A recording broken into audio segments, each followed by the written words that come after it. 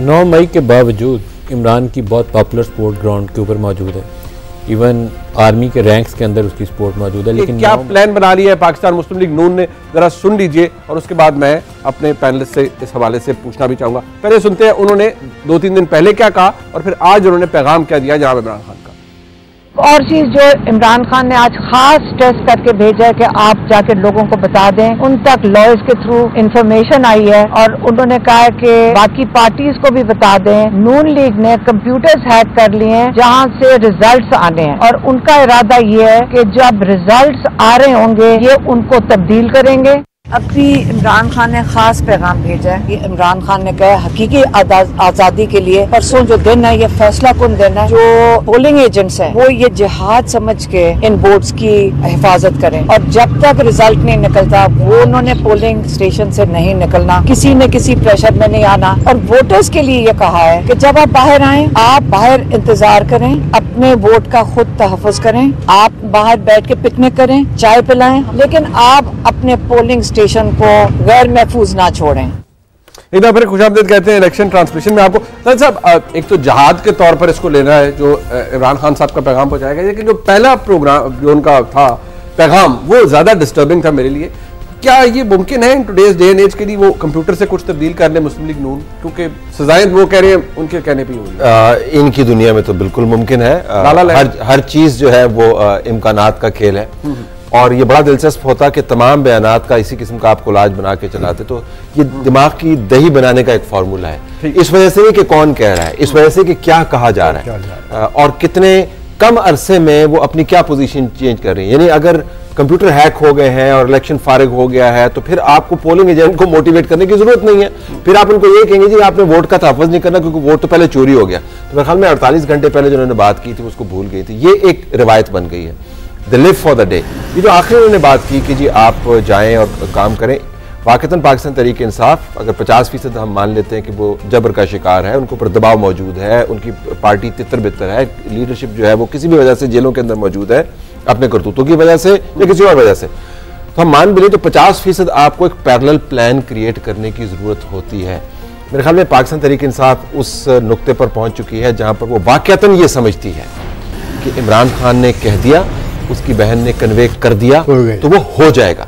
ये नहीं होता। हम ये बार बार जो बता रहे हैं कि ये नहीं होता, ये एक बाकायदा साइंस है और जितने भी लोग सियासत के अंदर मौजूद हैं जिन्होंने इलेक्शन लड़े हैं किसी भी लेवल के ऊपर, भले कॉलेज की यूनियन के लेवल के ऊपर उन्होंने इंतखाब लड़े हैं, तो उनको पता है कि कैंपेन कैसे करते हैं, लोगों के पास कैसे जाते हैं, मिन्नत तरला करना पड़ता है, लोगों को निकालना पड़ता है। somehow doubt the transparency of the process। मतलब इनको लग रहा है कि वो फ्रॉम डे वन वो यही कर रहे हैं। नहीं, मुझे तो हर चीज पे डाउट है। तो अगर मैं सिर्फ एक चीज ऐड कर दूं विद ड्यू रिस्पेक्ट, इससे पहले सर्वेस के ऊपर हम बात कर रहे थे।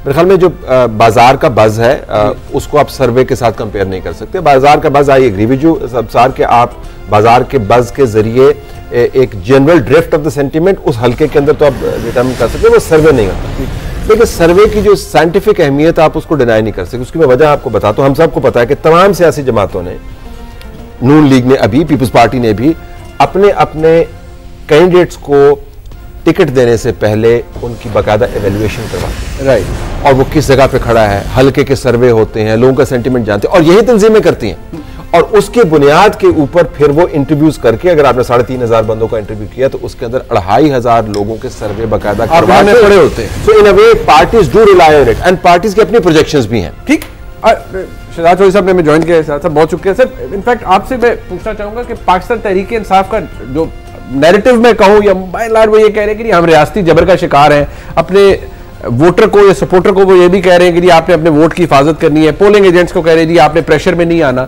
ओवरऑल उनका जो उन्होंने इंप्रेशन क्रिएट कहें या हालात जो है उनको ये लग रहा है कि हम रियासती जबर के खिलाफ या रियासती जबर के दौरान ये इलेक्शन लड़ रहे हैं और हमारे लिए तो वैसे ही बड़ी मुश्किल है। ये ठीक है। मेरा अपना ख्याल ये है कि देखिए ऑब्टेनिंग एनवायरनमेंट तो हर किस्म, हर माहौल में, हर इलेक्शन में एक ऑब्टेनिंग एनवायरनमेंट रही है। ठीक, जो आजकल के हालात हैं ये हकीकत है, राइट। इससे पास जो हो चुका है उसको हम रिवर्स नहीं कर सकते। अब वो ठीक था, गलत था, किसका कितना कसूर है वो उसको छोड़ देते हैं। आपने अब से लेके अगले 2 दिन के अंदर क्या करना है ये है आपका इमीडिएट जो मुद्दा होना चाहिए। इसके लिए आप अपने वोटर्स को मोबिलाइज करें, आप उनको तरीके बताएं किस तरीके से करना। पैरेलल को एक चीज, और मैं आपको एक और बात बताऊं, ये बार बार हम कहते हैं ना कि ये रिगिंग और किस हद तक रिगिंग होती है ऑन द इलेक्शन डे की बात कर रहा हूं, जबकि वोटिंग का जो प्रोसेस है उसके अंदर कुछ लोग जो कि इन ऑफिसेज में बैठ के इलेक्शन के ऊपर काम करते हैं या बैठ के ऑब्जर्व करते हैं, मैं ये तो नहीं कहूँगा मैनेज करते हैं, लेकिन ऑब्जर्व करते हैं, उनका वो भी कहते सर तो खैर ही होगा, उनका अपना ख्याल ही है, उनका अपना ख्याल ही है कि नॉट मोर देन 10 to 15%। अगर कोई बहुत बड़ा कमाल हो, अच्छा अब इससे ज्यादा 18-20 हो सकता है, 15-20 नहीं होता। अच्छा दूसरी बात, इससे ज्यादा तो हमारा बैलेट स्टफिंग के अंदर हम कमाल किया करते थे, 60-70s के अंदर, मतलब अभी भी आपको 2018 में भी नजर आया, बाकी जगहों भी नजर आया, बैलेट स्टफिंग होती है।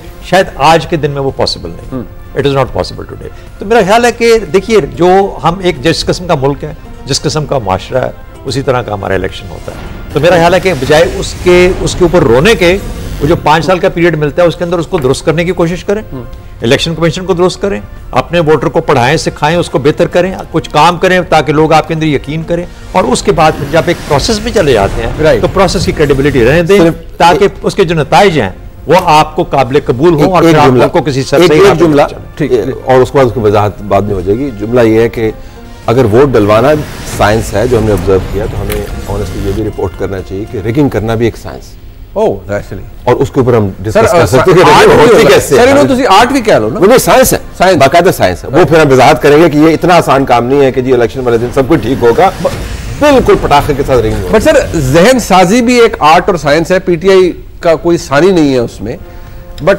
आज के जो हालात हैं, एंड सर आपने जो भी बात की ग्राउंड रियलिटी की भी, कि ठीक है आपको जो नजर आता है लोगों के दरमियान जाकर भी, क्या इस बात को नेगेट किया जा सकता है कि तहरीके इंसाफ अपने जब से वो पॉपुलर हुए, वो बड़ा मुश्किल इंतखाब लड़ने जा रहे हैं विद इंप्रेशन ये कि स्टेट इज अगेंस्ट देम? खाली इंप्रेशन है? Do you have any doubts? I don't have any doubt, but 9 मई को जो कुछ उन्होंने किया, या 10 अप्रैल के बाद जिस तरह की उन्होंने पब्लिक कैंपेन की थी, उसका फॉलो आउट यही होना था जो हो रहा है। किसी को कंफ्यूजन नहीं होनी चाहिए इसके ऊपर। पीटीआई का जो बयानिया वाला अमल है ना, और ये वोट रिगिंग वाला, उस पर थोड़ा सा आपको पीछे जाके 2013 से देखना पड़ेगा। 35 पेंचर की जो कहानी शुरू हुई, वो डॉक्टर इजाज ने वहाँ से पोया साहब को कहानी सुनाई, पोया साहब ने नईम साहब को सुनाई, नईम साहब ने सुनाई, और वो बाकायदा एक साजिश बन गई कि 35 पेंचर लग गए। अब 35 पेंचर में ये था कि वो विनर और लूजर का जो मार्जिन था, वो जीतने वाले के फर्क से, वो रिजेक्टेड वोट्स की तादाद उस मार्जिन से ज़्यादा बन जाती थी। अब इसमें हमारे भाई लोगों का भी कमाल हो सकता है, डबल स्टैंपिंग वाला, जब वो पोलिंग एजेंट्स वगैरह बाहर निकाल देते हैं, कई जगहों पे वो बत्ती बंद हो जाती है रात को, उसमें ये काम वो कर सकते हैं। मैं ऑन एयर कह रहा हूँ बगैर किसी खौफ के कि बाद जगहों पे काम रिपोर्टेडली हुआ है डबल स्टैंपिंग वाला।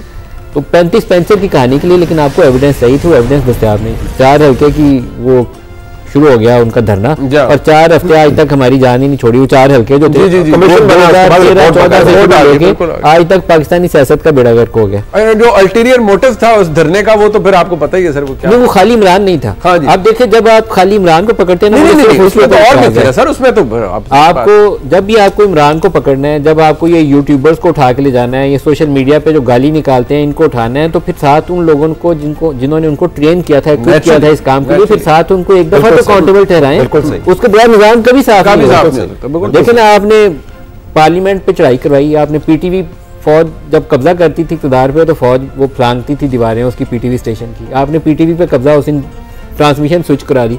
आपने किसी 10 बंदों को भी सजा दी होती ना, तो कोई 9 मई को किसी में जरूरत ही ना होती। आपने फैजाबाद धरने के दिनों में सीसीटीवी की तारें कटवा दी। इंटीरियर मिनिस्टर को पता है किसने कटवाई, वो बयान देने की भी हिम्मत नहीं है क्योंकि उसने इलेक्शन लड़ना है, इलेक्शन ना हार जाए। आप इस तरीके से पाकिस्तान नहीं चला सकते। अगर आपने पाकिस्तान को ठीक करना है ना, तो पहले इंटरनली अपनी देखना पड़ेगा, इंट्रोस्पेक्शन करें, पहले खुद से ठीक होना शुरू हो, बाकी चीजें फॉल इन प्लेस होंगी। पीटीआई के बयानिए के अंदर भी ये बीज बोया गया था 2013 में, 35 पेंचर। वो 35 पेंचर आज तक हमारे अंदर से निकले, कभी वो आरओ इलेक्शन हो जाता है, कभी कुछ हो जाता है।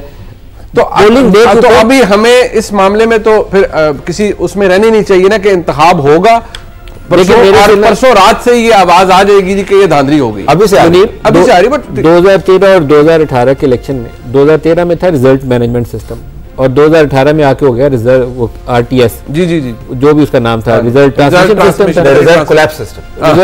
सिस्टम। अब मुझे किसी ने पूछा, उन्होंने कहा कि वो सेक्रेटरी इलेक्शन कमीशन कस्टोडियन था उस सिस्टम का, आपने इन्वेस्ट किया सिस्टम पे, लोगों को ट्रेन किया, इक्विपमेंट भी लिया, किसी ने उसके बाद उसकी अकाउंटेबिलिटी की कि ये क्यों कोलैप्स किया था, उसमें सेक्रेटरी इलेक्शन कमीशन का क्या रोल था, या उसकी कॉजेज ऑफ फेलियर क्या थी, RTS की या RMS की 2013 वाले की, आज तक हमें उसका जवाब नहीं पता। अगर 2024 में ये दोबारा हमारे इलेक्शन कमीशन में जाके पता चले सिस्टम फिर कोलैप्स कर गया, वो फॉर्म 14 जो चढ़ना था वेबसाइट के ऊपर आज तक नहीं चढ़ा, तो ये 45 भी ना चढ़े, वो भी ना चढ़े, तो इसका किसी को अकाउंटेबल तो ठहराएं जालिमों, खाली बयानियां बना के और सड़कों पे ऊपर खेल। अकाउंटेबिलिटी मेन इशू है इफ्तिखार साहब, बट PTI का ये नदीम मलिक साहब ने मेरी भी तस्वीर, उन्होंने कहा कोई इंप्रेशन नहीं है, कोई डाउट ही नहीं होना चाहिए कि वो रियासती जबर के खिलाफ इंतखाब लड़े। आप एग्री करते हैं? I don't agree with you don't agree because you always don't agree. I don't agree. Okay, वो क्या कॉल दे रहे हैं, क्या कॉल दी उन्होंने दी है, तुमने क्या कॉल सुनी है कि वोट दे के क्या करो,